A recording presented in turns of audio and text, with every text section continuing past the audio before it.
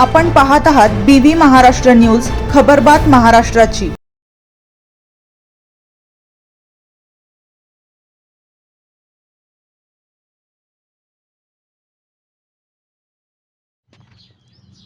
सप्तशृंगगड परिसरात मुसळधार पाऊस, गड भाविकांसाठी 3 दिवस राहणार बंद।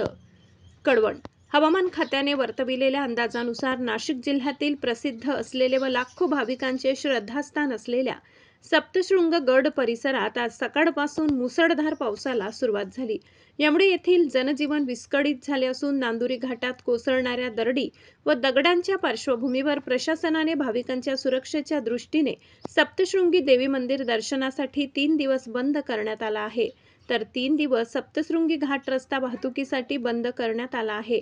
पोलिसांच्या वतीने घाटाच्या पायथ्याशी बॅरिकेडिंग करून घाट रस्ता बंद करण्यात आला आहे। पोलिसांच्या वतीने या ठिकाणी खडा पहारा देण्यात येत असून कुठलेही वाहन गडावर सोडण्यात येत नाही। सुरक्षेच्या दृष्टीने 3 दिवस गडावर येणं टाळावे असे आवाहन प्रशासनाच्या वतीने करण्यात आले आहे। दरम्यान कळवण पोलीस स्टेशनचे पोलीस निरीक्षक खगेंद्र टेंभेकर यांनी भाविकांनी आदिशक्तीच्या दर्शनासाठी गडावर येऊ नये व पोलीस प्रशासनाला सहकार्य करावे असे आवाहन केले आहे।